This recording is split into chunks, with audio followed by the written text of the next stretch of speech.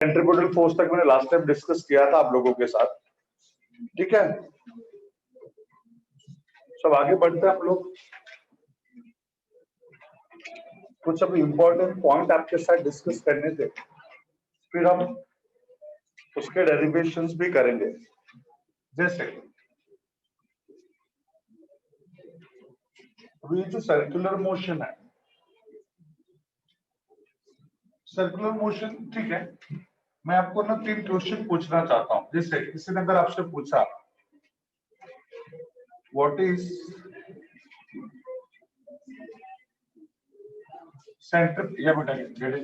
Centripetal acceleration क्या है,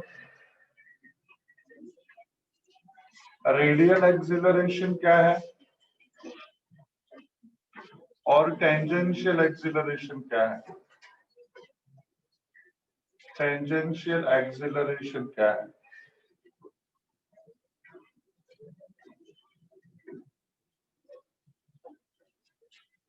ये 3 acceleration, centripetal acceleration, radial acceleration and tangential acceleration.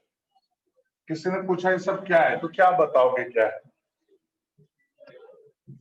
अगर किसी को सच में जानना होगा कि आपको सर्कुलर मोशन अच्छे से आता है या नहीं आता है, तो बेटा ये 3 क्वेश्चन पूछेगा कि एक्सीलरेशंस क्या है और ये पार्टिकल पे या बॉडी पे कब एक्ट होता है।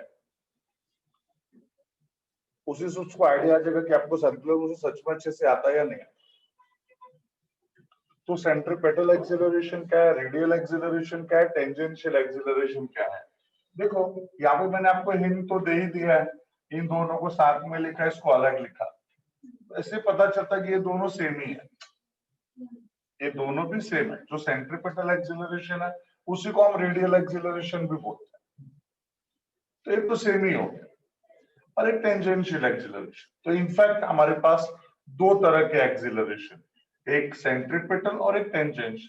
क्योंकि सेंट्रीपिटल को ही क्या बोलते हैं, रेडियल, उसी को हम लोग रेडियल बोलते हैं, और करके लिख सकते हैं, और उसी को हम रेडियल बोलते हैं।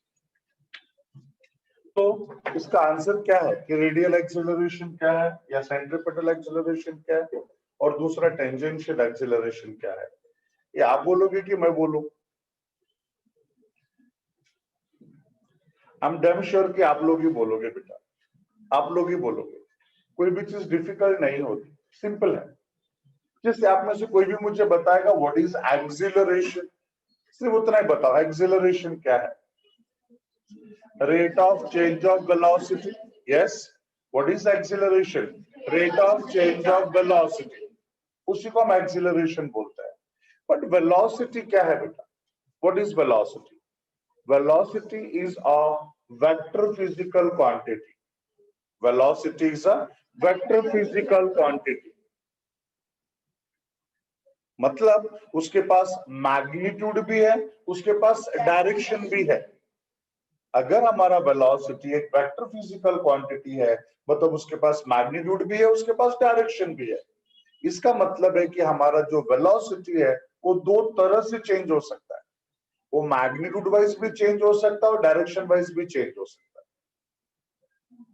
अगर वो मैग्नीट्यूड वाइज चेंज होगा फिर भी एक एक्सीलरेशन देगा, डायरेक्शन वाइज चेंज होगा फिर भी एक एक्सीलरेशन। वो किसी भी रेस्पेक्ट में चेंज होने दो, वो एक्सीलरेशन देगा ही देगा। तो अगर हमारा वेलोसिटी डायरेक्शन वाइज चेंज होता है, डायरेक्शन वाइज चेंज की बात किया है ना हम लोगों ने, डायरेक्शन वाइज कैसे चेंज होगा बेटा? टेंजेंशियल, किसी भी पॉइंट पे वेलोसिटी का direction is given by tangent, yes और नो? Tangentially like this. तो अगर हमारा वेलोसिटी डायरेक्शन वाइज चेंज होता है तो हमें वो सेंट्रीपिटल एक्सीलरेशन देगा या रेडियल एक्सीलरेशन देगा, दोनों एक ही है बेटा। और अगर हमारा वेलोसिटी मैग्नीट्यूड वाइज चेंज होगा, उसका वैल्यू चेंज होगा, तब हमें मिलेगा tangential acceleration. Hope you are getting this. मेरी बातें सबको समझ में आई बेटा? मैंने क्या बोला? ये दोनों ही एक्सीलरेशन का ओरिजिन क्या है? Change in velocity. क्योंकि बेसिक डेफिनेशन ही वही है एक्सीलरेशन का, rate of change of velocity is acceleration.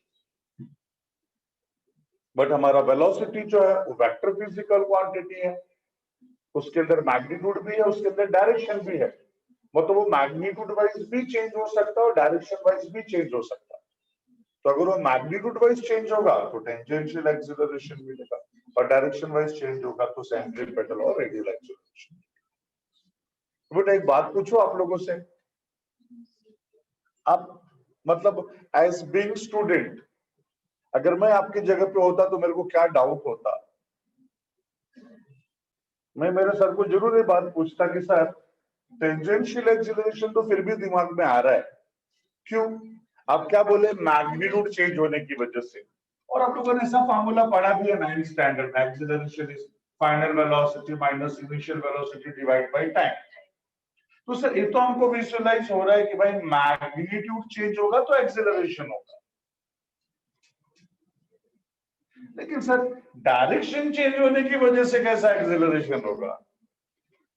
ये थोड़ा अजीब लग रहा है कि डायरेक्शन चेंज होने की वजह से कैसे एक्सीलरेशन हो सकता है। ठीक है, चलो इस सेम पॉइंट को मैं एक दूसरे एंगल से आपको समझाने की कोशिश करता हूं। रेडी है सब दूसरे एंगल से समझने के लिए? ठीक है, तो आप मुझसे कोई भी मुझे बताओ फोर्स क्या है? What is force? हमको पता था तो यही बोलोगे, फोर्स बोले तो माँ ना, यही है ना बेटा। फोर्स बोले तो m a, mass into acceleration बोले तो माँ, बराबर है। लेकिन बेटा ये तो न्यूटन के सेकेंड लॉ ऑफ मोशन से डिराइव किया है। मैंने ऐसा नहीं बोला कि भाई ये वाला फार्मूला बोलो, मैंने बोला कि बेसिक डेफिनेशन क्या है फोर्स का, basic definition of force.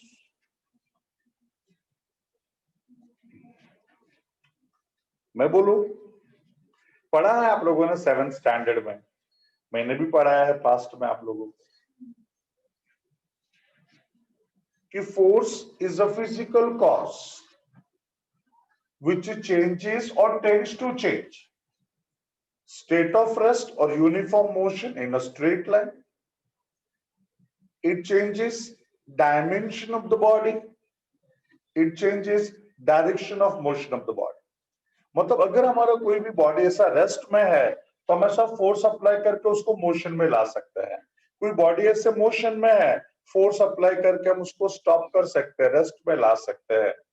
Force apply करके कोई भी अगर एक बॉडी है, कोई भी एक बॉडी देखो ये रेक्टेंगुलर शेप में है कि नहीं, फोर्स अप्लाई करके देखो ऐसे मैं सिलिंड्रिकल शेप में कर सकता हूँ, ऐसा ज्यादा फोर्स अप्लाई करके 2 रेक्टेंगल भी बना सकते हैं, यस और नो?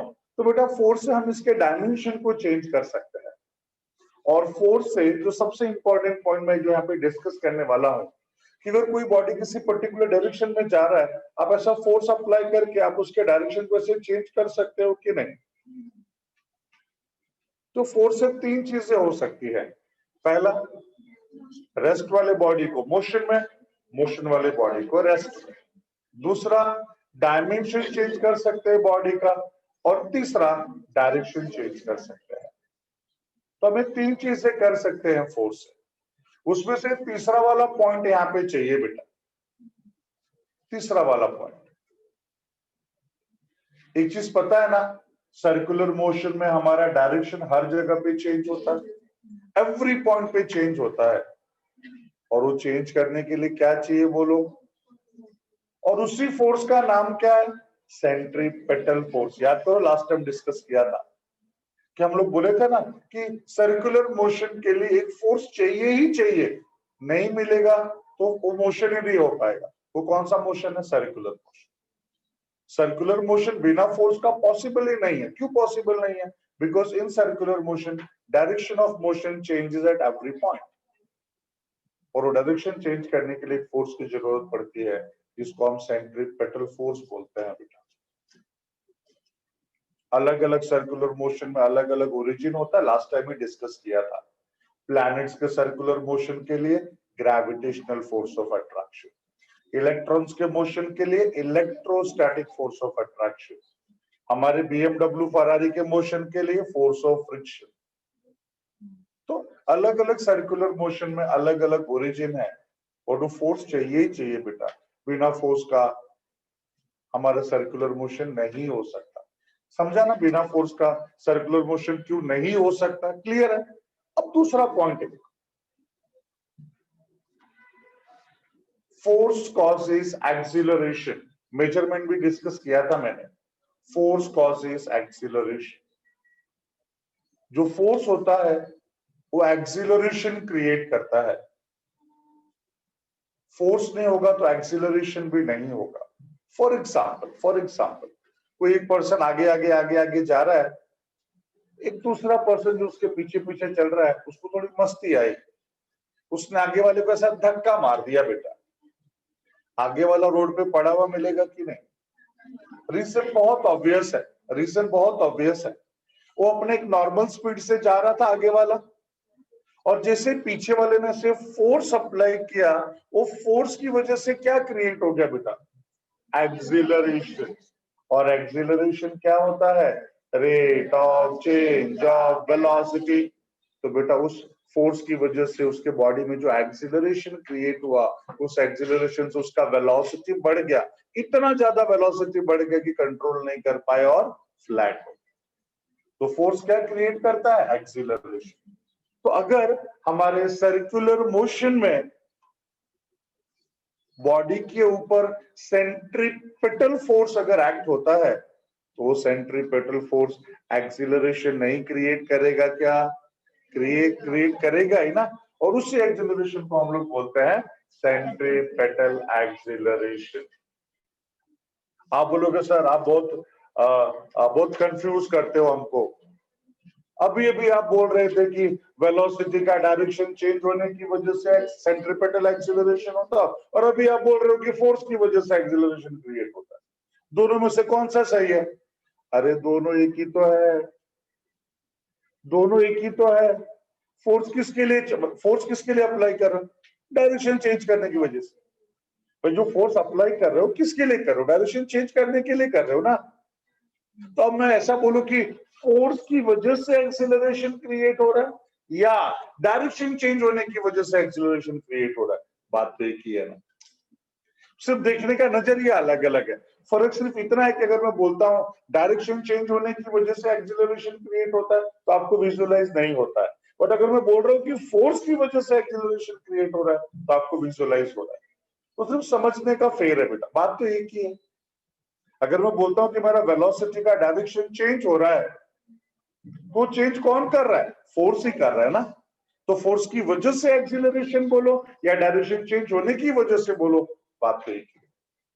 मेरा बात सबको समझ में आ गया है? तो ये जो दो एक्सीलरेशन है, एक किसकी वजह से बेटा बोलो? Rate of change of velocity की वजह से। और इससे मैंने बताया वेलोसिटी एक वेक्टर फिजिकल क्वांटिटी है, उसके अंदर मैग्नीट्यूड भी है, उसके अंदर डायरेक्शन भी है। तो जो मैग्नीट्यूड है वो जब चेंज होगा तो कौन सा एक्सीलरेशन क्रिएट होगा? टेंजेंशियल। और जब डायरेक्शन चेंज होगा तो सेंट्रीपिटल और रेडियल। होप यहां तक सबको समझ में आई है बात। अभी एक तीसरा क्वेश्चन पूछता है कि ये पार्टिकल पे एक्ट कब होता है? When this accelerations are acting on the particle. ये पार्टिकल पे कब एक्ट हो? Yes come on.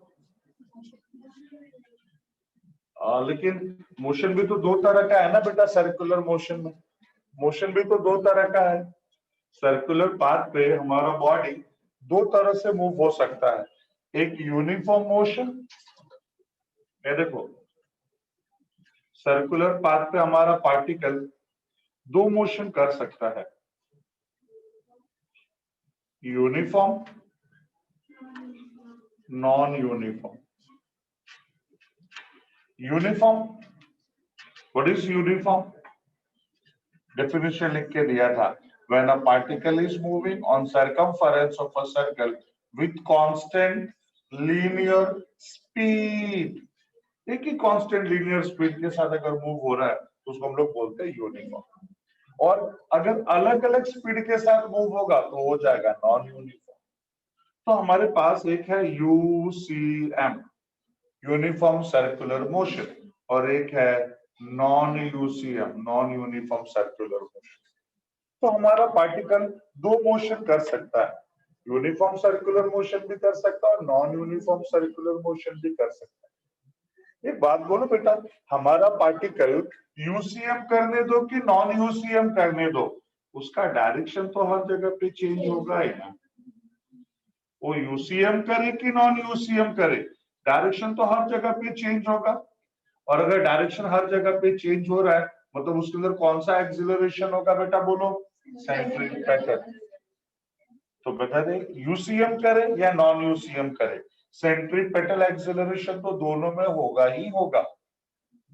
बट अगर हमारा पार्टिकल यूसीएम कर रहा है, यूनिफॉर्म सर्कुलर मोशन कर रहा है, तो क्या उसका मैग्नीट्यूड चेंज होगा? नहीं चेंज होगा। अगर मैग्नीट्यूड चेंज नहीं होगा मतलब टेंजेंशियल एक्सिलरेशन नहीं। बट अगर हमारा पार्टिकल नॉन यूसीएम कर रहा है मतलब उसका मैग्नीट्यूड चेंज होगा, मतलब वहां पे टेंजेंशियल एक्सिलरेशन भी होगा। मतलब इन शॉर्ट मैं बोल सकता हूं इन यूसीएम सिर्फ एक ही एक्सिलरेशन एक्ट होता है, कौन सा बोलो, सेंट्रीपेटल। लेकिन अगर हमारा पार्टिकल नॉन यूसीएम परफॉर्म कर रहा है तो दो एक्सिलरेशन होगा, सेंट्रीपेटल भी होगा और टेंजेंशियल भी होगा। मैग्नीट्यूड वाइज जो चेंज होगा और डायरेक्शन वाइज जो चेंज होगा। Is that clear? कोई डाउट है यहां तक? पक्का नहीं है? श्योर? कॉन्फिडेंट? ओके। तो भूलना हमारा जन्म सिद्ध अधिकार है, नहीं लिखेंगे तो भूल जाएंगे ना, तो लिख ले क्या करके लिखे। चलो ये मत लिखो जो मैं बोलता हूँ वो लिखो बेटा, मैं बाद में बताऊंगा कैसे कैसा। ऐसा हेडिंग डालो, very very very very very important points, बहुत ही ज्यादा इंपॉर्टेंट पॉइंट्स हैं बेटा ये, as per the entrance is concern, very very very important points.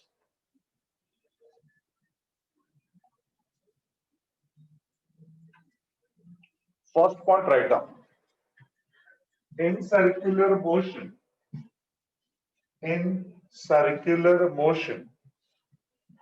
direction of motion changes at every point.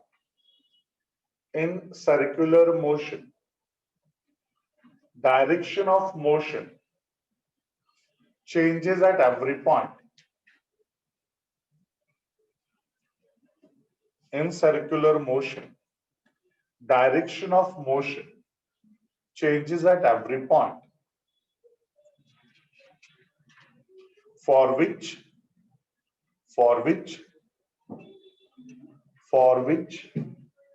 जिसके लिए ऐसा, for which one force is needed, for which one force is needed, called centripetal force. I repeat, एक बार मैं फिर से repeat करता हूं, in circular motion direction of motion changes at every point, for which one force is needed, for which one force is needed, called centripetal force, called centripetal force. Full stop, continue. As centripetal force is acting, as centripetal force is acting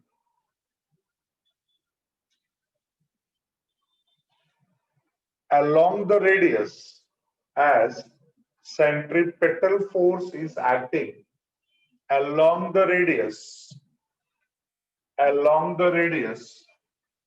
it is also called as, it is also called as, it is also called as radial force. समझा बेटा इसको radial क्यों बोलते हैं?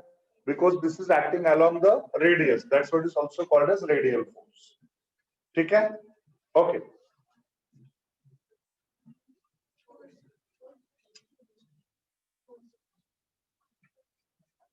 ठीक है, ये लिखो सेकेंड पॉइंट लिखो, second point, as force causes acceleration, as force causes acceleration, as force causes acceleration, centripetal force causes centripetal force causes centripetal acceleration as force causes acceleration. Centripetal force causes centripetal acceleration. Centripetal force causes centripetal acceleration. Done?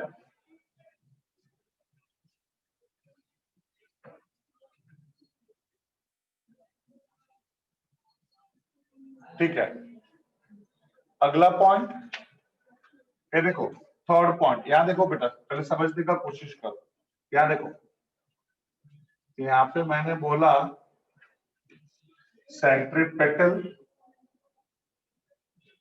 Acceleration, bracket में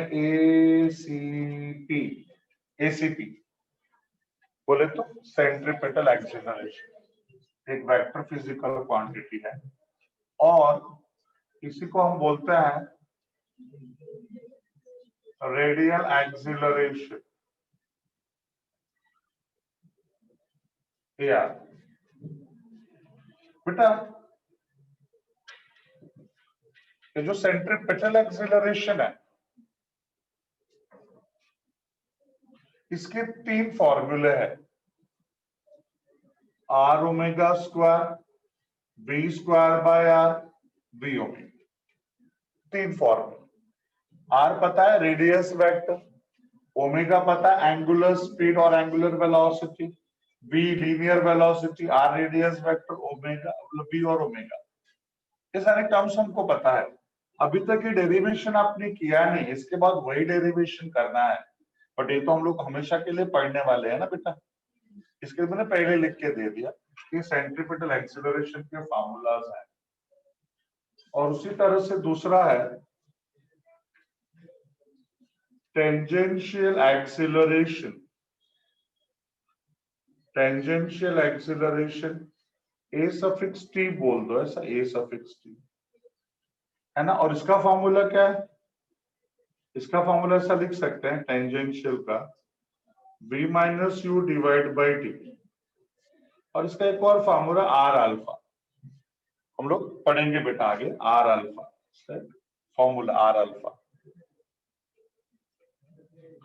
बेटा ये किसकी वजह से होता है,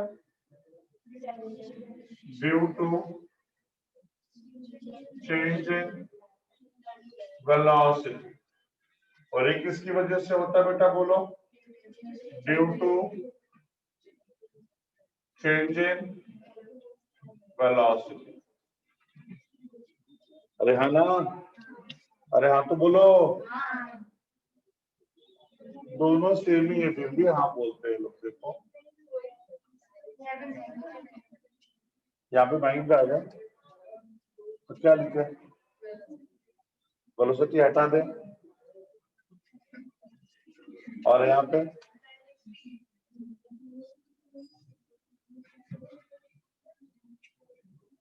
yes. अरे मेरा बच्चा कंफ्यूज क्यों होते हो, due to change in velocity in direction, और यहाँ पे ड्यू टू वेलोसिटी इन, अब क्लियर है, व्हाई टू कंफ्यूज, मैग्नीट्यूड याद रहेगा सबको। तो दोनों ही वेलोसिटी है ना, बट ये वेलोसिटी डायरेक्शन वाइज चेंज होगा, ये वेलोसिटी मैग्नीट्यूड वाइज चेंज होगा। Hope you are getting with this. तो थर्ड पॉइंट में इन दोनों को छाप लो बेटा as it is, third point में छाप लो दोनों को।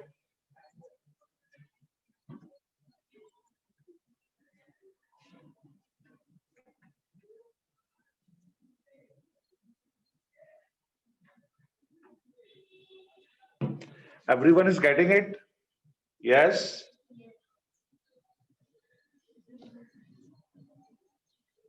तानिया ने यस बोला है, सिर्फ तानिया को ही समझा लगता है, नहीं गोविंद को भी समझा है।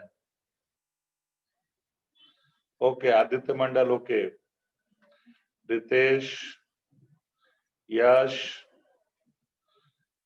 प्रणीत,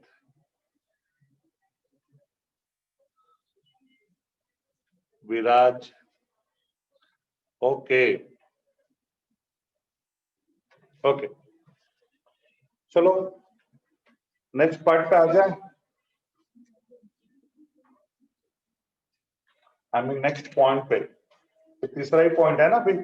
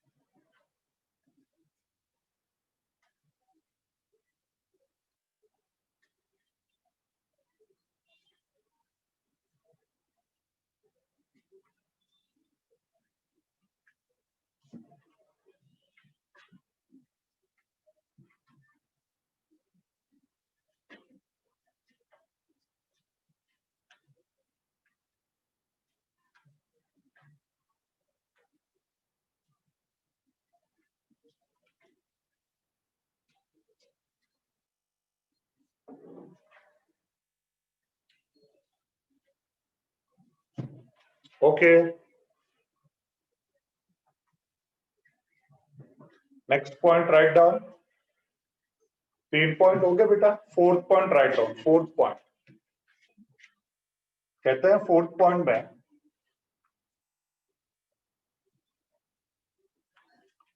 in uniform circular motion, in uniform circular motion, fourth point लिख रहे हैं हम लोग। In uniform circular motion, bracket में यूसीएम, ब्रैकेट में UCM,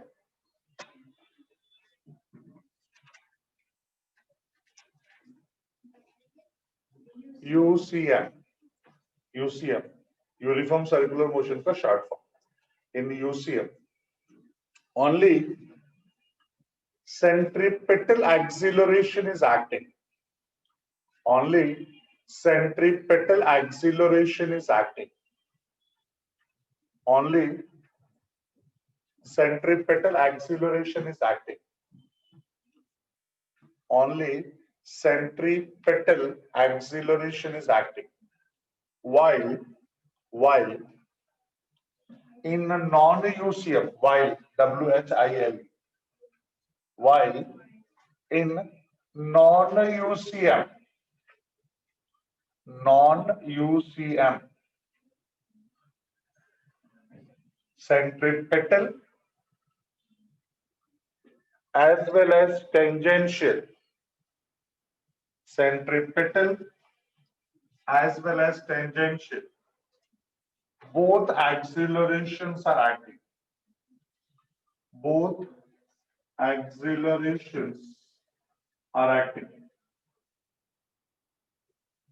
both accelerations are acting on the particle, both accelerations are acting on the particle. Yes,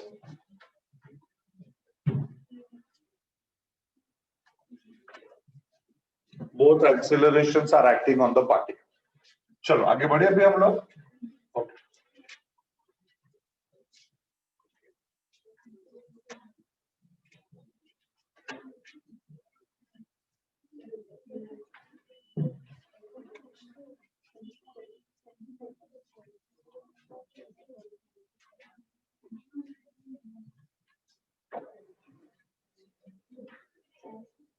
Expression for centripetal acceleration, expression for centripetal acceleration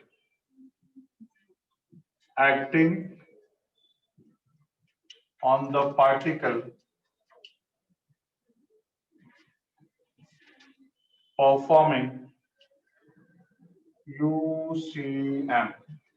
और कोई एक सा particle है जो UCM perform कर रहा है,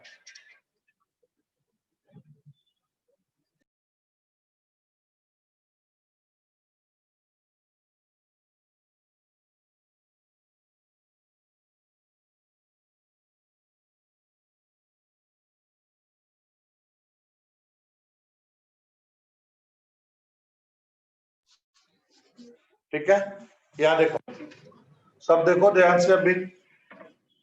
तो expression for centripetal acceleration acting on a particle performing UCM, ये हमारा सर्कुलर पाथ, जिस सर्कुलर पाथ पे हमारा पार्टिकल यूसीएम परफॉर्म कर रहा है। अब यहाँ पे मैं कोऑर्डिनेट सिस्टम कंसीडर कर लूंगा।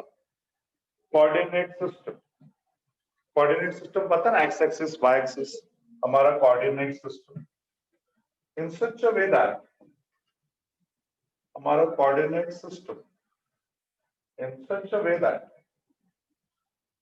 जो centre of the circular path है और जो कोऑर्डिनेट सिस्टम का ओरिजिन है, ये दोनों एक दूसरे के साथ कोइंसाइड होंगे।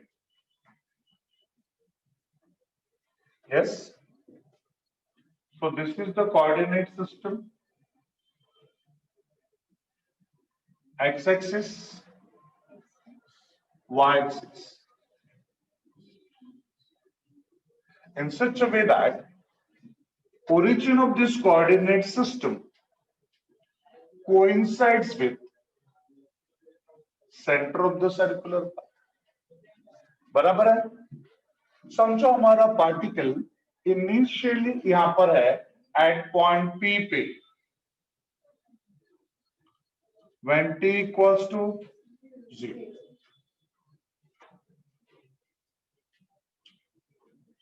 Second, after some time समझो हमारा पार्टिकल यहां से यहां पर आ गया बेटा, यहां से इस पॉइंट Q पे आ गया, जहां पे t is equals to delta t, वो छोटा सा समय है, वो छोटा सा टाइम है, छोटे से टाइम में हमारा पार्टिकल P से पॉइंट Q पे आ गया, तो उसका पोजीशन वेक्टर क्या हो जाएगा, like this, a position vector, और P पे है तो उसका position vector is like this. So at point P this is the position vector, at point Q this is the position vector. ये हमारा ओरिजिन है एट पॉइंट O।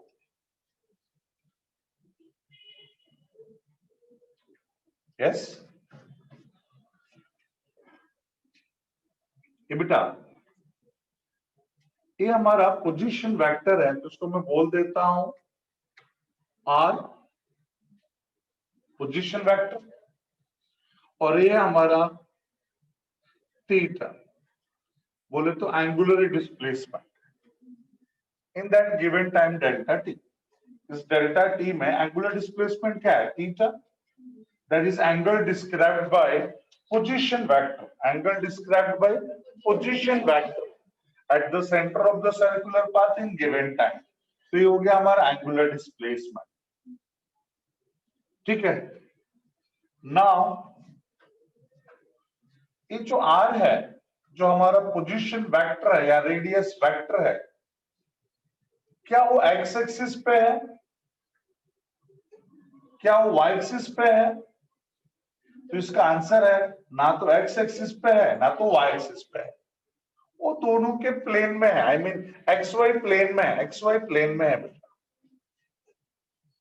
मतलब उस R के अंदर इस x का भी कुछ पार्ट है एंड y का भी कुछ पार्ट है। अब x और y में हो गया झगड़ा, नहीं रहना उनको साथ में, उनको अपना अपना हिस्सा अलग अलग करना है। R के अंदर x का भी पार्ट है, y का भी पार्ट है, वो दोनों अपना अपना पार्ट कैसे अलग करेंगे? याद करो, अमोल सर ने आपको पढ़ाया है resolution of a vector, resolution of a vector पढ़ा है कि नहीं स्केलेटन वेक्टर्स में? रिजोल्यूशन मतलब उसको हम लोग बोलते हैं, टॉपिक का नाम mathematical methods, resolution of a vector. Resolution मतलब इसके अंदर जो दोनों के पार्ट्स हैं उसको हमको अलग अलग करना, सेपरेट करना है। तो कैसे सेपरेट करेंगे बेटा, क्या मेथड पढ़ा हम लोगों ने? इस R का वैल्यू, इस पोजीशन वेक्टर का वैल्यू अलोंग एक्स एक्सिस मुझे चाहिए, तो along x axis find out करने के लिए क्या करेंगे? याद करो सर ने आपको क्या बताया है, जिसका वैल्यू जहां पे चाहिए वहां से उसके ऊपर क्या करने का, ऐसा परपेंडिकुलर ड्रॉ करने का, परपेंडिकुलर ड्रॉ करने का। तो इसका वैल्यू यहाँ पे चाहिए था, इसके लिए यहां से यहाँ पे मैंने परपेंडिकुलर ड्रॉ कर दिया। यस, तो जो इतना सा पोर्शन है ये आर का एक्स कंपोनेंट है, ये वाला पार्ट क्या हो जाएगा, वेक्टर आर का एक्स कंपोनेंट। अब इसका एक परपेंडिकुलर इधर भी ड्रॉ करेंगे, कैसे, इधर से यहां पर भी परपेंडिकुलर ड्रॉ करते हैं। अब जो ये वाला पोर्शन है ये क्या हो गया, वेक्टर आर का वाई वाला कंपोनेंट, वेक्टर आर का वाई वाला कंपोनेंट, और ये वेक्टर आर का एक्स कंपोनेंट। ये बेटा मुझे इसका वैल्यू चाहिए, इतने से पार्ट का वैल्यू चाहिए, क्या होगा, कैसे आएगा इसका वैल्यू। तो यहाँ पे इस राइट एंगल ट्रायंगल में ए है थीटा, ए है 90, this one is adjacent side and this one is opposite side of the theta. ए बेटा थीटा का जो एडजेसेंट साइड होता है वो हाइपोटेन्यूस का कौन सा कंपोनेंट होता है, कॉस, और जो अपोजिट साइड होता है वो कौन सा कंपोनेंट होता है, साइन। क्यों, क्यों बेटा साइन और कॉस, क्यों साइन और कॉस, क्योंकि कॉस थीटा आता है एडजेसेंट अपॉन हाइपोटेन्यूस और साइन आता है अपोजिट अपॉन हाइपोटेन्यूस। तो एडजेसेंट में कॉस आता है, इसके लिए बेटा ये हो जाएगा आर कॉस थीटा, और ये वाला वैल्यू हो जाएगा आर साइन थीटा। बट अगर ये आर साइन थीटा तो ये वाला पार्ट भी वही हो जाएगा ना बेटा, आर साइन थीटा। कुछ डाउट है क्या किसी को इसमें, any doubt, any of you, any doubt, hello, any doubt to any of you, okay okay Tania, thank you thank you thank you, okay okay okay, याद रखो। तो ये यहां तक किसी कुछ भी डाउट नहीं है, मतलब आप मानते हो कि मैंने सही लिखा है, मैंने गलत लिखा है, ये मैंने गलत लिखा है बेटा, ध्यान से देखो, कोई बताएगा मैंने क्या गलत लिखा है, ये जो लिखा है मैंने गलत लिखा है, क्या गलत लिखा है, मुझे कोई बता पाएगा क्या,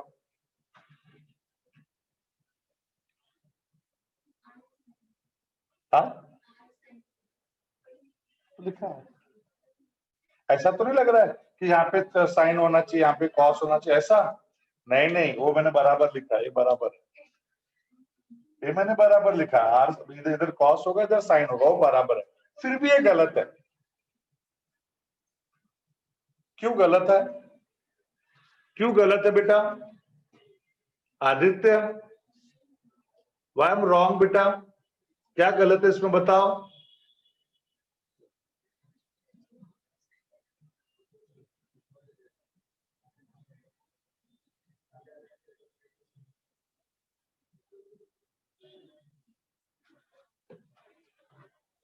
मैं बताऊं क्या गलत है, अरे ये वेक्टर है, ये सिर्फ मैग्नीट्यूड स्केलर है, तो वेक्टर और स्केलर इक्वल होते हैं क्या, यस, इधर डायरेक्शन देना पड़ेगा, ये भी वेक्टर होना चाहिए, vector should be equals to vector, scalar should be equals to scalar, तो इसको भी वेक्टर लिखना पड़ेगा, या फिर इसका वेक्टर हटा दो, दोनों को स्केलर लिखो, बट इसका वेक्टर हटाना गलत बात है ना, जब वेक्टर है तो उसको वेक्टर रहने दो, इधर कुछ एडजस्टमेंट करो, तो यहाँ पे क्या करेंगे, डायरेक्शन, डायरेक्शन दिखाने के लिए क्या लगता है बेटा बोलो, unit vector, hello, unit vector, unit vector याद है ना, एक ऐसा वेक्टर जिसका मैग्नीट्यूड क्या होता है 1, अगर उसका मैग्नीट्यूड 1 हो गया उसके पास सिर्फ क्या बचा, डायरेक्शन, तो यूनिट वेक्टर का काम होता है सिर्फ डायरेक्शन देने का, तो और वैसे भी एक कहां पे बेटा बोलो, अलोंग एक्स एक्सिस, और अलोंग एक्स एक्सिस हम लोगों ने पढ़ा है standard unit vector is i cap, याद आ रहा है, याद आ रहा है, तो यहाँ पे स्टैंडर्ड यूनिट वेक्टर होगा I cap and this is along y axis. तो यहाँ पे स्टैंडर्ड यूनिट वेक्टर क्या होगा? J cap. Hope you are getting this.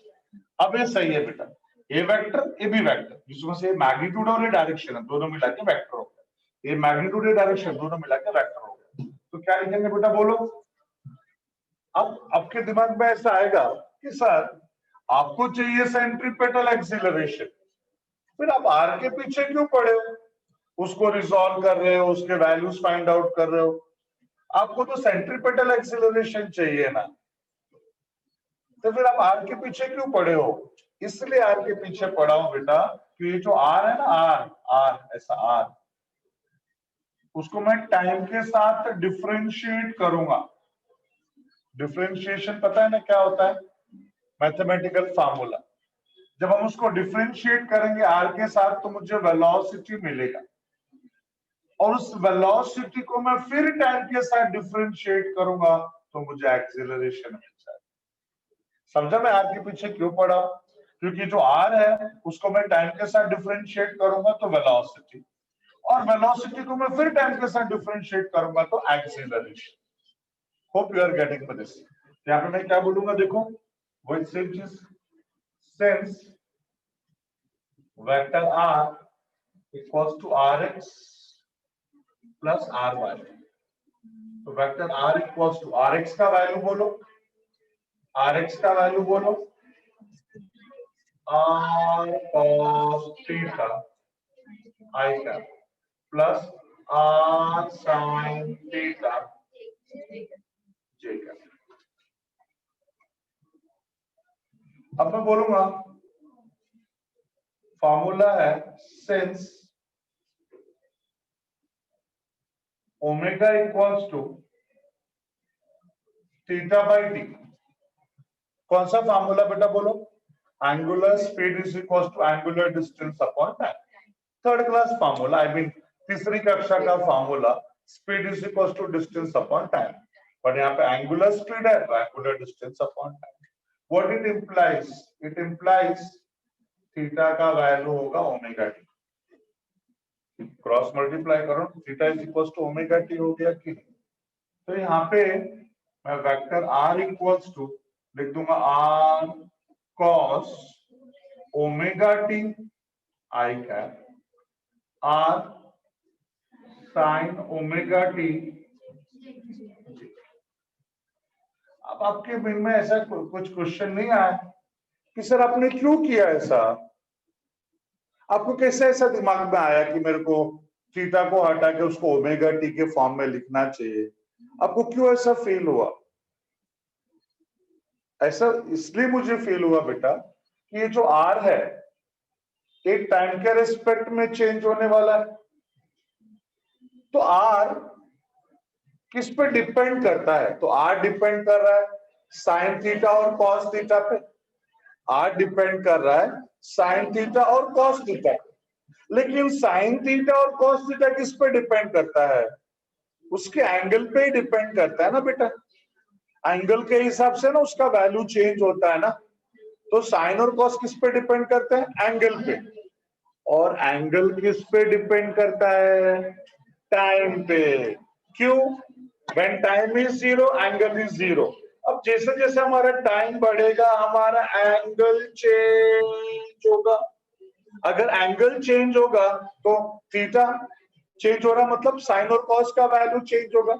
Sign और कॉस का वैल्यू चेंज होगा तो आर चेंज होगा। आर चेंज होगा तो वेलोसिटी चेंज होगा। वेलोसिटी चेंज होगा तो एक्सीलरेशन आएगा। मतलब बेसिक क्या है? टाइम। इसके लिए बेटा मैंने इसको टाइम के फॉर्मेट में लिखा। ये सबको समझा बेटा? मैंने सबको टाइम के फॉर्मेट में क्यों लिखा? यस, क्लियर है सबको? ओके, अब इसको डिफरेंशिएट करेंगे, बोलेंगे now differentiate above equation with respect to t. Differentiate above equation with respect to t। तो यहां पे हो जाएगा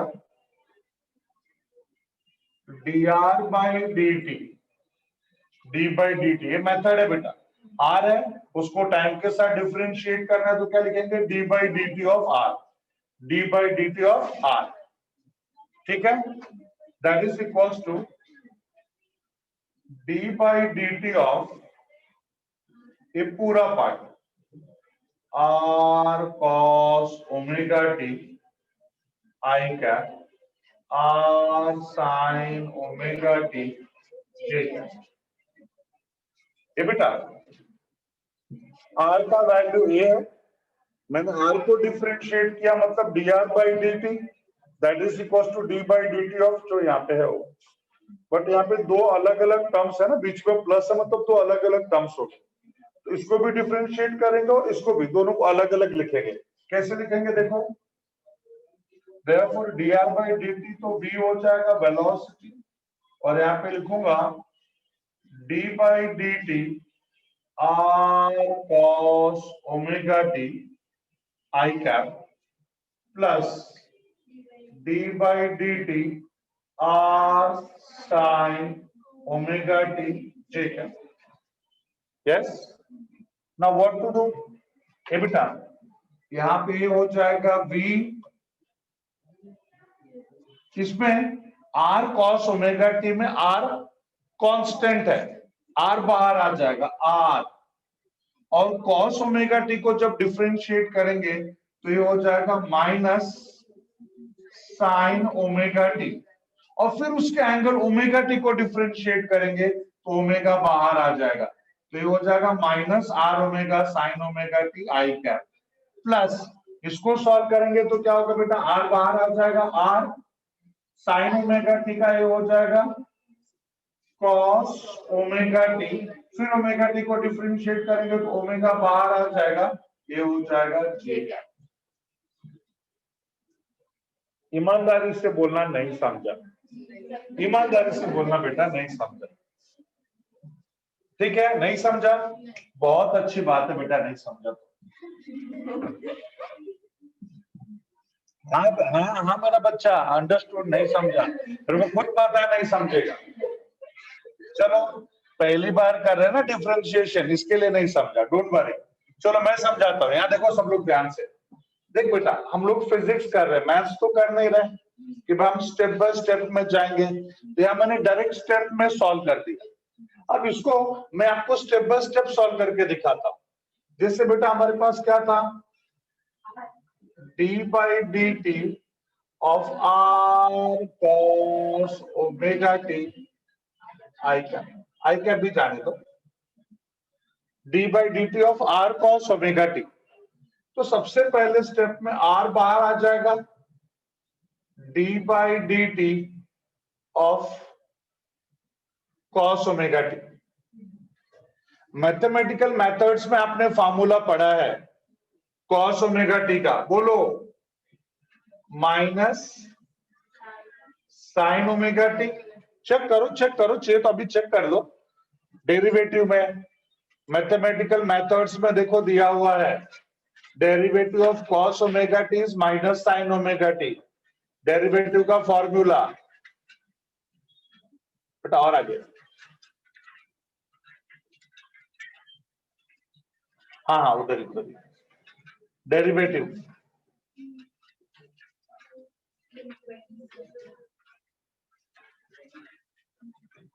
आ जाओ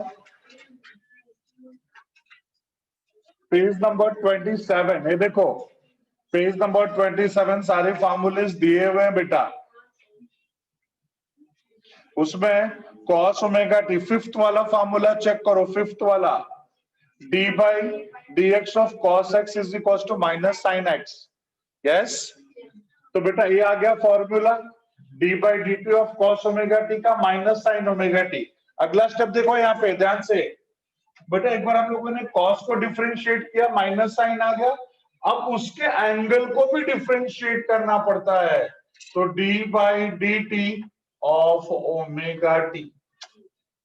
समझा, पहले जो कांस्टेंट था वो बाहर आ गया, यहाँ पे साइन होगा, कॉस होगा, टेन होगा, सेक होगा, कॉसेक होगा, कुछ भी होगा बेटा, हम उसका फॉर्मूला लिख देंगे, और उसके बाद उसके एंगल को भी डिफरेंशिएट करना है, उसका एंगल क्या है, ओमेगा टी है ना, उसको डिफरेंशिएट करेंगे, तो minus sine R sine omega T, और अभी D by D T of omega T में ओमेगा बाहर आ जाएगा बेटा, कांस्टेंट, क्या बच गया, dt बाई dt, ए dt छू, तो what I left with minus are omega sine omega T, वहीच वहीच।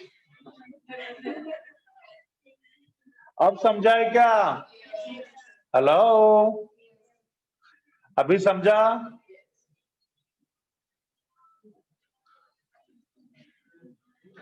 अच्छा, बलराज को अभी भी नहीं समझा। अच्छा बलराज बोल, तेरे को क्या नहीं समझा? बलराज बोल बेटा, तेरे को क्या नहीं समझा है?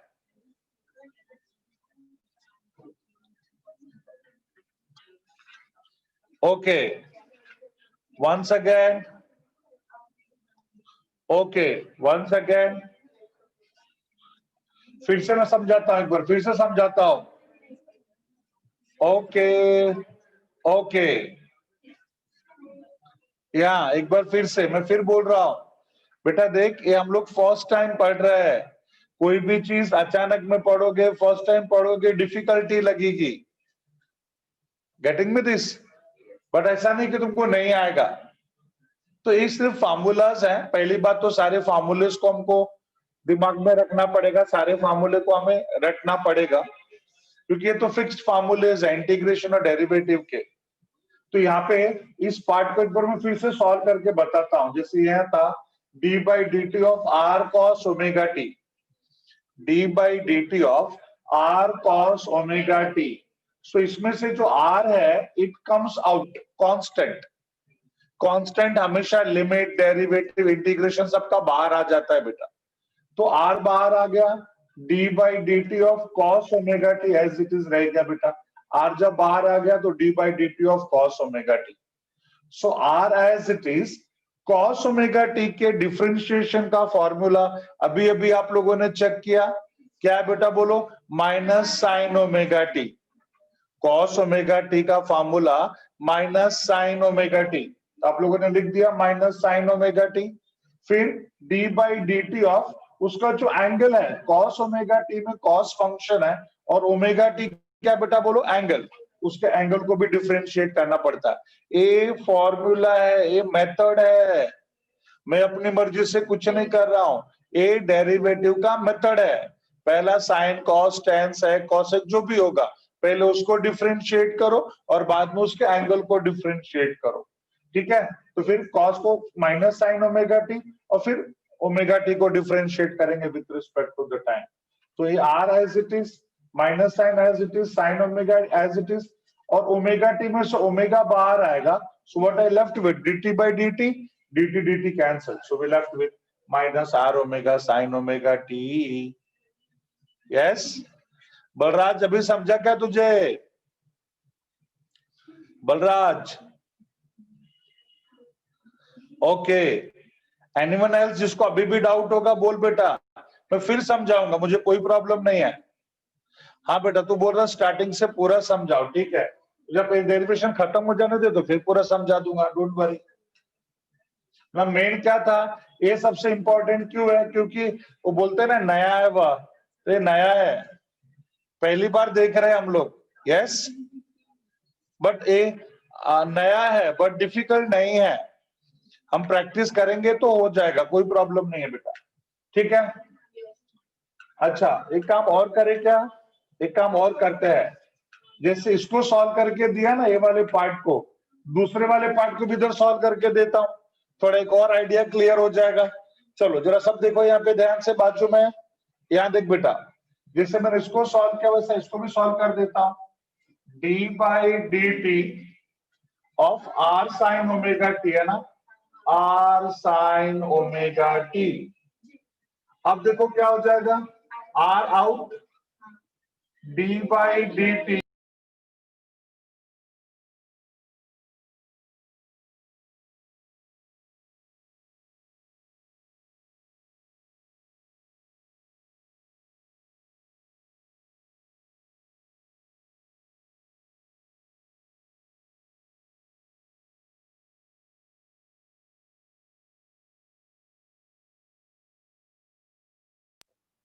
Yes, D by D T of are sine omega T, तो इसमें से R out, D by D T of sine omega T, ये are as it is, sine omega T का क्या फॉर्मूला बेटा बोलो, कॉस ओमेगा टी, चेक करो check करो चेक करो, साइन ओमेगा टी का कॉस ओमेगा टी, यस बराबर है।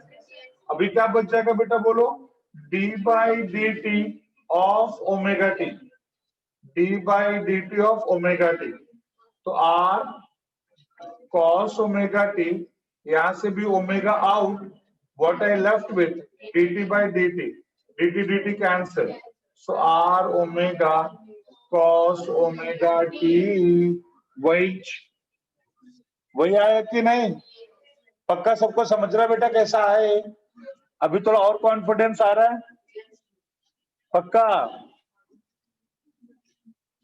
ओके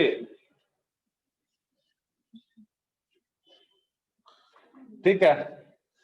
ये बेटा अब हम अगले स्टेप पे आ जाते हैं, अगले स्टेप पे आ जाते हैं, हमको आर था हमारे पास, आर याद है ना हम लोगों ने क्या किया था, एक बार मैं बता ही देता हूं, ध्यान से देखो, ये हमारा है सर्कुलर पाथ, इस सर्कुलर पाथ पे हम लोगों ने कोऑर्डिनेट सिस्टम ले लिया इन सच अ वे दैट कि इस कोऑर्डिनेट सिस्टम का ओरिजिन और इस सर्कुलर पाथ का सेंटर दोनों एक दूसरे को कोइंसाइड करता है। इनिशियली हमारा पार्टिकल यहां पे था एट पॉइंट पी पे, and after very small time dt it reaches to q, so p से q के बीच में हमारे पोजीशन वेक्टर ने सेंटर पे एक एंगल फॉर्म कर दिया जिसको हम बोलते हैं एंगुलर डिस्प्लेसमेंट, और ये हमारा पोजीशन वेक्टर है r, जो कि ना तो x एक्सिस पे है ना तो y एक्सिस पे है, it is in xy plane, so what I did is उसको मैंने दो पार्ट में डिवाइड कर दिया, स्प्लिट कर दिया along x axis as well as y axis, और रिजोल्यूशन करने का मेथड क्या था, मतलब रिजोल्यूशन क्यों किया, बिकॉज जो xy प्लेन में है उसका x वाला पार्ट भी मैं जानना चाहता हूँ, y वाला पार्ट भी जानना चाहता हूँ, तो एक ही मेथड है रिजोल्यूशन का, रिजोल्व कर दिया बेटा हम लोगों ने। फिर रिजोल्यूशन में पता चला भाई रिजोल्यूशन करते कैसे हैं, अगर r का वैल्यू मतलब जो xy प्लेन में है उसका वैल्यू मेरे को x एक्सिस पे चाहिए, तो यहां से x एक्सिस पे परपेंडिकुलर ड्रॉ करो, y एक्सिस पे वैल्यू चाहिए तो यहां से y एक्सिस पे परपेंडिकुलर ड्रॉ करो। सो जो a वाला पोर्शन है, this portion is called r का x component and this portion is called r का y कंपोनेंट। फिर इसका जो वैल्यू है थीटा का एडजेसेंट साइड, इसके लिए r cos थीटा, थीटा का opposite side r sin theta. ये वेक्टर था, इसको भी वेक्टर करने के लिए मैंने यहाँ पे आई कैप और जे कैप लिख दिया, बिकॉज हमारे पास सिर्फ मैग्नीट्यूड है r cos थीटा और r sin थीटा। अगर मुझे उसका डायरेक्शन भी चाहिए तो हमको क्या करना है, तो यूनिट वेक्टर यूज करना, तो मैंने यूनिट वेक्टर यूज कर दिया, आई कैप जे कैप, आई कैप अलोंग एक्स एक्सिस का ही होता है ना, इसके लिए आई कैप और यहाँ पे जे कैप। फिर मैंने लिख दिया r x r y, r का वैल्यू भी लिख दिया, बट हमको आर में तो इंटरेस्ट नहीं है ना बेटा, हमको तो इंटरेस्ट एक्सिलरेशन में है। मैंने बताया पहले हम आर को डिफरेंशिएट करेंगे तो वेलोसिटी आएगा, और वेलोसिटी को फिर टाइम के साथ डिफरेंशिएट करेंगे तब एक्सिलरेशन आएगा। तो मैंने आर को देखो लिखा है differentiate above equation with respect to the time, तो उसके बेसिस पे मैंने डिफरेंशिएट कर दिया, ये फॉर्मेट हो गया भाई d by D T of r, d by D T of right hand side जो है वो, बट बीच में प्लस है, हम उसको दो पार्ट में स्प्लिट कर देंगे, D by D T of are cos theta, D by D T of are sine theta. So v equals to A हो गया और ए हो गया। ये दोनों कैसे सॉल्व करके डायरेक्ट लिखा है, मैंने दोनों को आजू बाजू में यहाँ पे लिखा है ताकि आपको समझ में आए कैसे आया। तो यहां तक अब किसी को कुछ डाउट है क्या? Yes, anyone is having any doubt up to this? पक्का? चलो अब हम आगे बढ़ते हैं बेटा, all clear, all clear, thank you, thank you. अब यहाँ पे आ जाते हैं बेटा, हमको तो v में भी इंटरेस्ट नहीं है, हमको किस में इंटरेस्ट है? एक्सिलरेशन में। तो क्या करेंगे बोलो? डिफरेंशिएट करेंगे, और वैसे भी हमको पता है what is acceleration, rate of change of velocity. तो बेटा हम इसको डिफरेंशिएट करेंगे और यहाँ पे लिखेंगे, अब यहाँ पे लिखेंगे अगेन डिफरेंशिएट,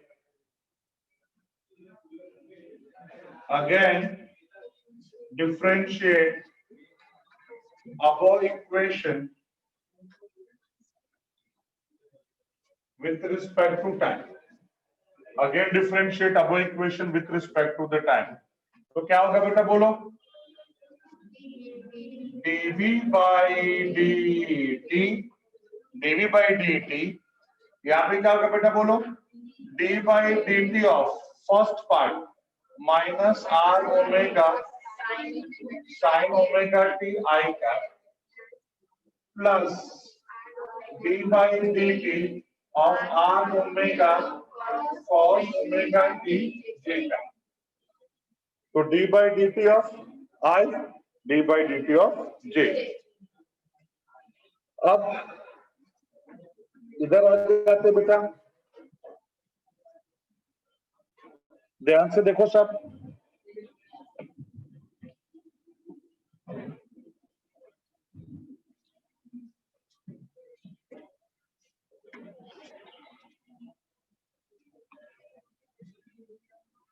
ध्यान से देखो, dv by dt rate of change of velocity, ये हो गया एक्सीलरेशन a, बट इसका नाम क्या है, सेंट्रीपेटल एक्सीलरेशन। तो यहाँ पे लिख देंगे suffix cp, acp, that is equals to d by dt of minus r omega sin omega t, यही है ना बेटा last step, minus are omega sine omega T.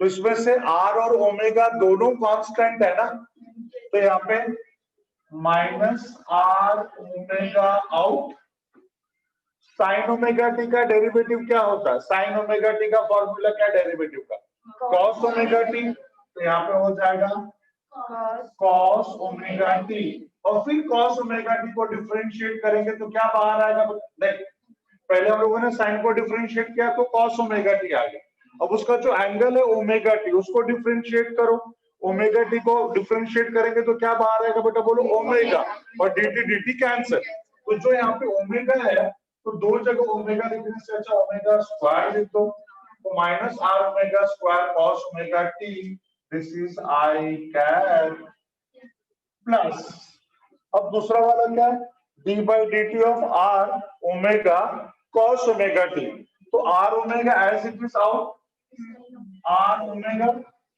और cos omega t का डेरिवेटिव क्या होता है, माइनस sin omega t, तो यहाँ पे माइनस आ जाएगा, यहाँ पे sin omega t, और फिर ओमेगा टी को डिफरेंशिएट करेंगे तो ओमेगा बाहर, dt dt कैंसिल, यहाँ पे ओमेगा लिखने से ओमेगा स्क्वायर लिख देंगे, this is j cap. Any doubt प्यारे बच्चे लोग, प्यारे बच्चे लोग, एनी डाउट, यस,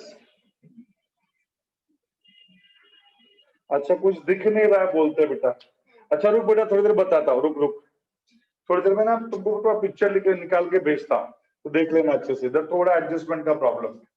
एसीपी का ये हमारा हो गया फॉर्मूला, अब क्या करेंगे बेटा बोला, यहाँ पे एसीपी इक्वल्स टू, यहाँ पे देखो माइनस ओमेगा स्क्वायर कॉमन, यहाँ पे क्या बचेगा, r cos omega t I cap plus r sin omega t j cap, minus omega square r cos omega t I cap r sin omega t j cap.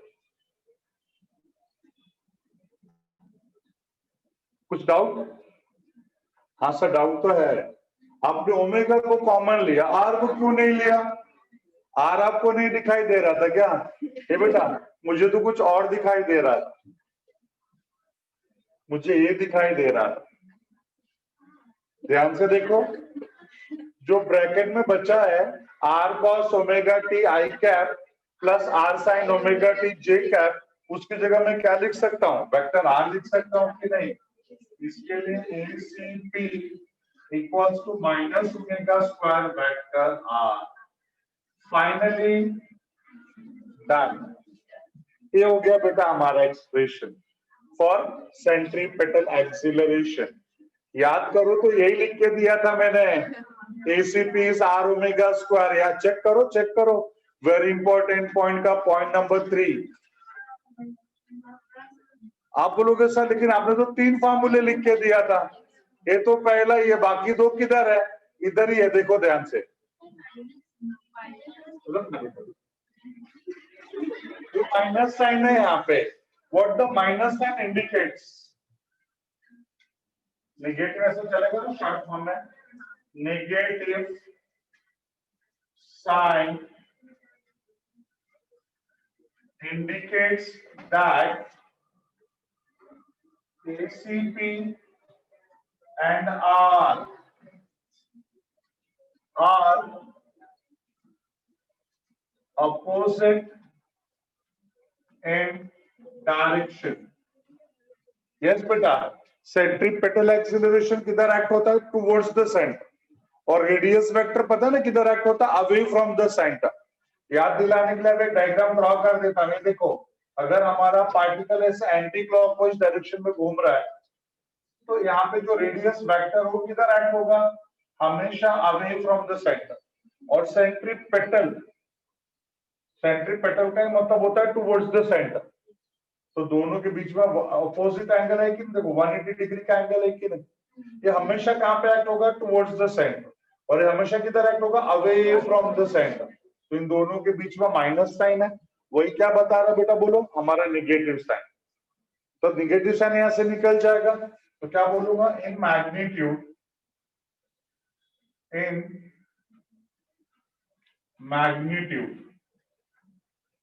ACP is omega square. Minus sign निकल गया, vector sign भी निकल गया, only magnitude is ACP is omega square r। अभी हमारे पास formula है बेटा, क्या फॉर्मूला है बोलो? V equals to r omega. अब इस V equals to r omega को यहाँ देखो जरा ध्यान से, मैं ओमेगा के फॉर्म में क्या लिख सकता हूं? V by r। और r के फॉर्म में क्या लिख सकता हूं? V by omega. r equals to V by omega हो जाएगा ना। और यहाँ पे इसी को omega equals to V by r। अब इस बार इस फॉर्मूले को यहाँ पे फिर से लिखो, since ACP is omega square r, but omega square का वैल्यू क्या हो जाएगा? V square by r square और r एज इट इज। एक R cancel, V square by r। ACP का एक और फॉर्मूला आ गया, V स्क्वायर बाय r। और यहाँ पे फिर से फॉर्मूला लिखो, ACP इक्वल्स टू, क्या लिखेंगे बोलो? ACP का फॉर्मूला जो भी है ओमेगा स्क्वायर r। यहाँ पे ओमेगा स्क्वायर को एज इट इज रख दो, और r की जगह पे क्या लिख सकते हो बेटा? बोलो, r की जगह पे V बाय ओमेगा। एक ओमेगा कैंसिल, V ओमेगा। तो ACP के फाइनली तीनों फार्मूले आ गए कि नहीं? V square by r, V omega और V square by r, sorry omega square r। यही तीनों लिख के दिया था, वही तीनों मिले। मजा आया? ये बेटा सुनना, थोड़ा मजा तो आएगा ही डेफिनेटली। कुछ नया करेंगे तो मजा आएगा। कुछ नया किए, हम लोगों ने डेरिवेटिव लाइफ में कभी नहीं पढ़ा था, पहली बार इतना बड़ा डेरिवेशन कर रहे हैं, तो डेफिनेटली मजा तो आना ही है। अगर इस मजा को डबल करना चाहते हो तो आज घर पे जाके 2 बार ईमानदारी से लिखना बेटा, लिखना, देखो और ज्यादा मजा आएगा। 2 बार बेटा, 2 बार। मेरे को दिखाने के लिए नहीं, किसी को बताने के लिए नहीं, अपने प्रैक्टिस के लिए। 2 बार जरूर लिखना बेटा। और ये डेरिवेशन बहुत बहुत बहुत बहुत ज्यादा इंपॉर्टेंट है। अगर बोर्ड के 100 टाइम्स एग्जाम्स हुए रहेंगे ना, तो 85 टाइम्स एग्जाम में आया है फॉर 4 मार्क्स। 100 टाइम्स अगर बोर्ड का एग्जाम हुआ है तो उसमें से 85 टाइम्स 4-4 मार्क के लिए क्वेश्चन बोर्ड में आया हुआ है बेटा। It's very important derivation. ठीक है, अब एक काम करते हैं, बेटा ना कुछ कुछ लोगों को यहाँ का दिख नहीं रहा है, तो what I will do is मैं इसका एक अच्छा सा फोटो निकाल के ग्रुप में सेंड करवा देता हूँ, डोंट वरी। पहले फिलहाल आप लोग यहाँ से स्टार्ट करो, देखो यहाँ से आप लोग यहाँ से पहले स्टार्ट करो, ये लिखो सब लोग, पहले इसको लिखो यहाँ से, ये पूरा अच्छे से लिखो। देखो सुनो मेरी बात, हमारे डेरिवेशन का पार्ट ये नहीं है, ये तुमको समझने के लिए लिख के दिया था ये वाला पार्ट, तो इसको किधर साइड में लिखना है, डेरिवेशन का पार्ट नहीं है, ये डेरिवेशन का पार्ट नहीं है, ये तुम्हारे अंडरस्टैंडिंग के लिए मैंने बाजू में लिख के दिया था। यस, ये डेरिवेशन के पार्ट्स नहीं है, डेरिवेशन का पार्ट डायग्राम ये पूरा और ये पूरा। ठीक है, तो पहले डायग्राम ड्रॉ करो और इसको सिर्फ लिखो, तब तक मैं बताता हूं क्या करना।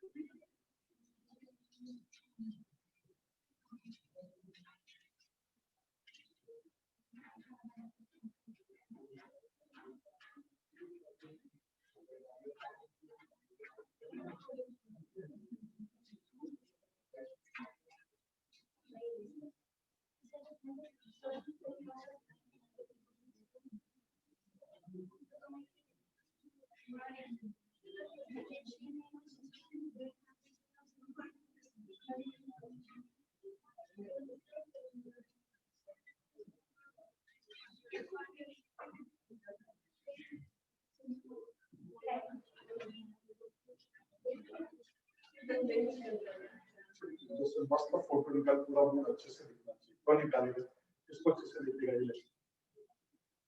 दिखा लो ले, अच्छा फोटो निकाल दूंगा, पूरा पूरा लिखना चाहिए, पूरा डेरिवेशन एक साथ,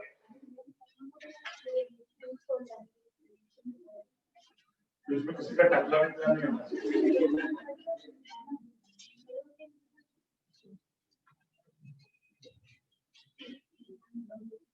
नमस्कार फोटो बेटा, अच्छा इसको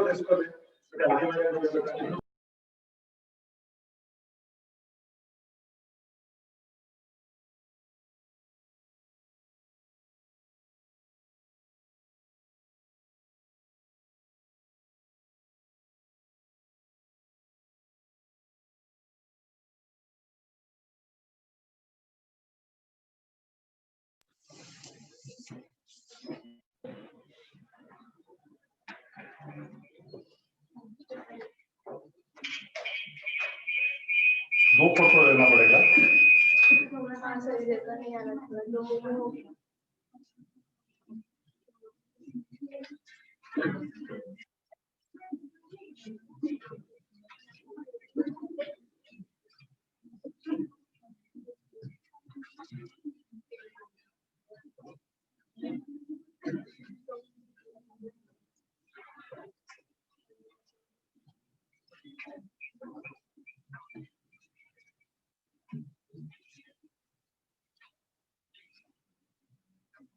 काका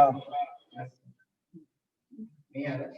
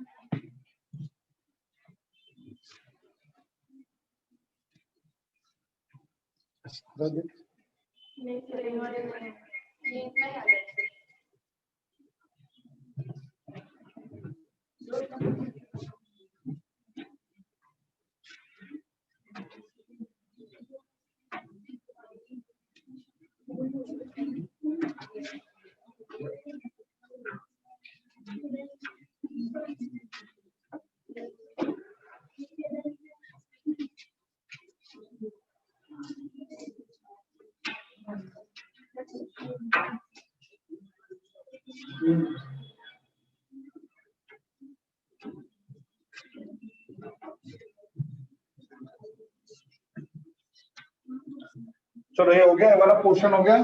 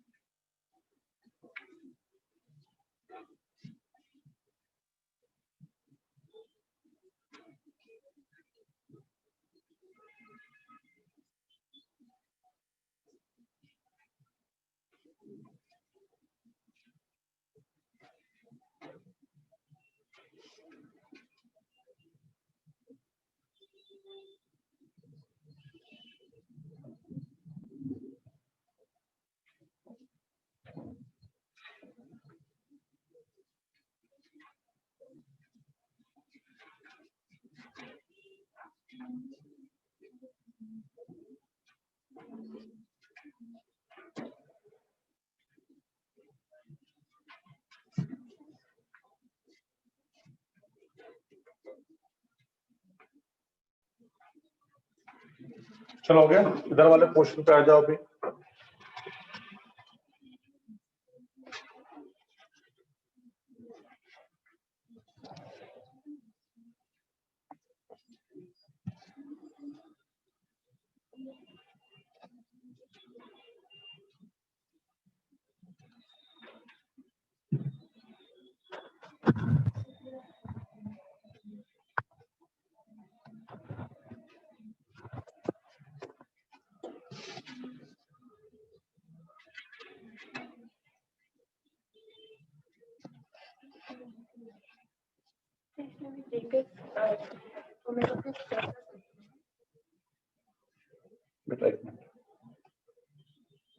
Yes, beta.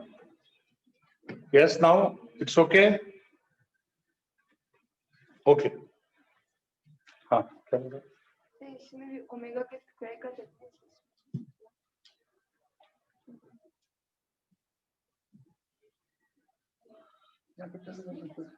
तो एंगल है ना, इसके बाद ओमेगा तो ओमेगा स्क्वायर होगा।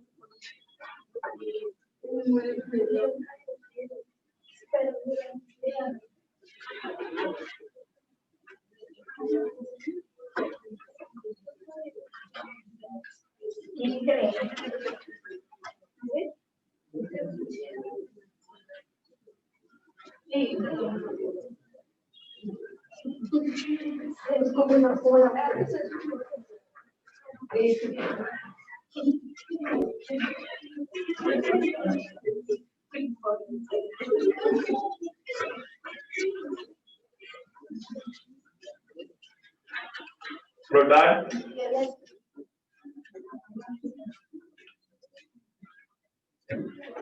Product everyone. Done क्या?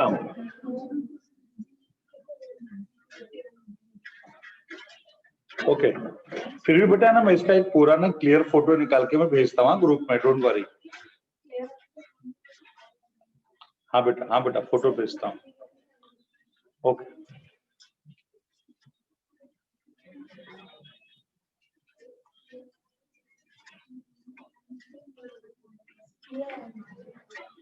Okay then. Bye.